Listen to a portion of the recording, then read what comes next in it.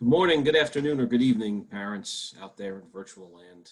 Welcome to our virtual open house. My name is Mr. Donohue, and this is the open house presentation for English 11. First, I wanted to say, before we really get into things, the kids have been doing a great job of getting in and acclimating to our new learning environment. You know, adapting to wearing the masks and the desk guards or learning from home is a challenge. And I think the kids have done a really good job of adapting to it and facing these new challenges. You know, it's not easy trying to have a conversation about literature sitting behind a desk guard or sitting at home and trying to communicate with a teacher in a classroom through speakers, but they're doing a great job. It's nice to see some of the kids who I had back in, it was all the kids who I had back in ninth grade, some new faces. I think we're all gelling well, and it certainly is a work in progress. We're taking things slowly, but it's working well so far. So our literature this year is all about change, crisis and change. And here are the 4 books that we're going to be reading. The reading must be completed nightly.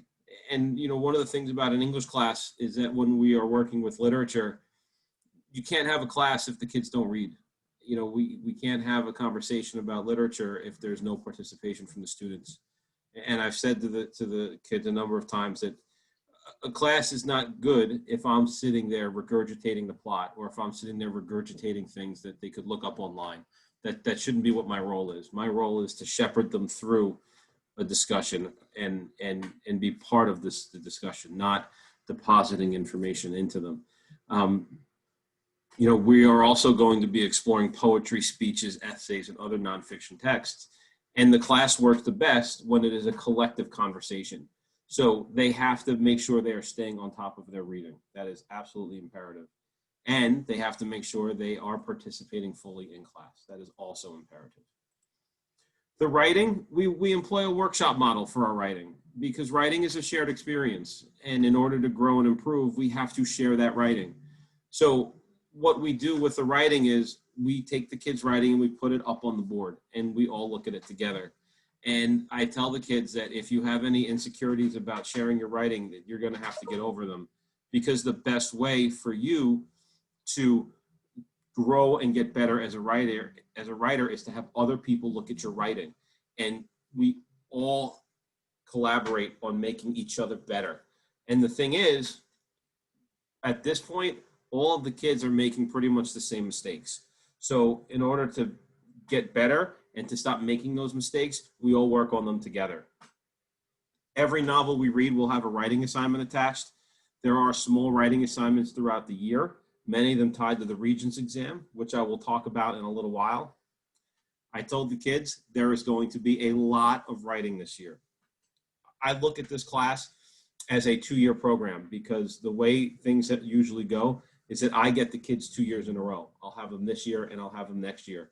So I put them through a very strenuous writer's boot camp. That way, when they leave us at the end of their senior year, college writing is super, super easy for them. I also tell them that writing is an art. It's something that needs to be continually worked on to get better at. So I tell them any writing assignment that is not a test can be rewritten for a higher grade. Because if you write something once and then you never look at it again, you can never improve upon it. Right? It's not like a math class where 2 + 2 = 4 and that answer will never change. An essay has to continually be improved to get better. The Regents exam, as I mentioned, as of right now, the state has said that the Regents exam is scheduled for January. We are going to continue to hold it in January like we have done in years past. If anything changes because of the current health crisis, we will notify you all and the kids. The test is a graduation requirement. We will be preparing it for it through the reading and the writing things. After the exam is over, I tell the kids that if you do everything we tell you to do, you're going to pass the test. And once the test is over, the class changes and it shifts. We never talk about it again. We never look at it again, because once you pass it, we're done with it. However, if the unfortunate happens and a student does happen to fail the test, we recommend the student goes into an AIS class so that they can prepare to take it in June. We use Canvas as our digital learning platform. I picked Canvas last year as part of a pilot program. I've played around with it for a while. I picked it because it's similar to Blackboard, which many colleges use, and I wanted them to start becoming proficient in that. All the students should have the Canvas app on their phones. We spent time in class doing that. They all downloaded it on their phones. They put it on their phones. They should have it on their phones. I had them do that because that way, when I post a homework assignment, I post an announcement, they are notified and they get an alert on their phone. That way they are staying current and they are staying up to date on what goes on. There's also a Canvas parent app that you can download if you'd like to, if you want to follow along with the class. I believe you have to send me your email address because you're not part of my class roster. If you'd like to do that, feel free. We'd love to have you follow along. I always encourage parent participation. My email, you'll see at the end of the presentation. We use Zoom for remote learning. Students should be present at all time with the cameras on. We've had a couple of kids who are camera shy, but we want to make sure that the students are there in class the whole time. All right. You know, I always tell the students that you know, education is not a spectator sport. You have to participate in order to learn. And if I don't know that you're there, then I don't know that you're getting anything out of my lessons. So the cameras must be on the whole time. You have to be there the whole time.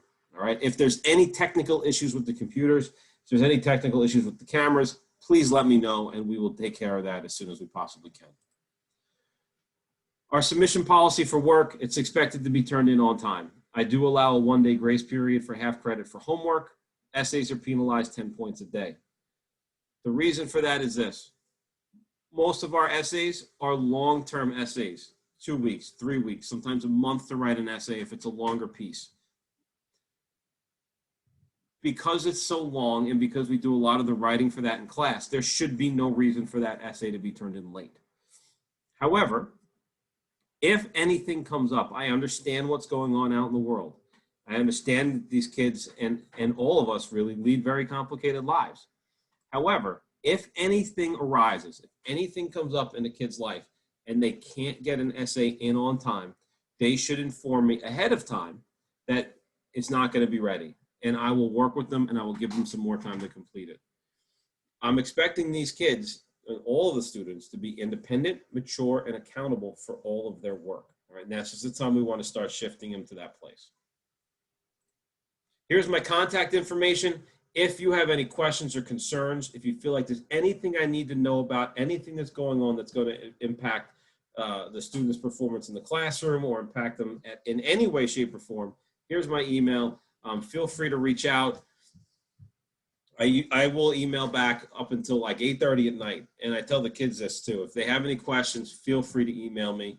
The only rule that I have is that if a student emails me, I want a parent to know that they're emailing me, so they have to include a parent's email on the email as well, or else I'm just not going to respond. I need them to know that we're talking outside the school day, all right? Listen, I really hope you guys all have a great school year. I hope that the kids have a great school year. Like I said, we're off to a great start already, and I can't wait to see what happens for the rest of the year. You guys all be well, stay safe, and I hope I can see you all in person real soon. Take care, everybody.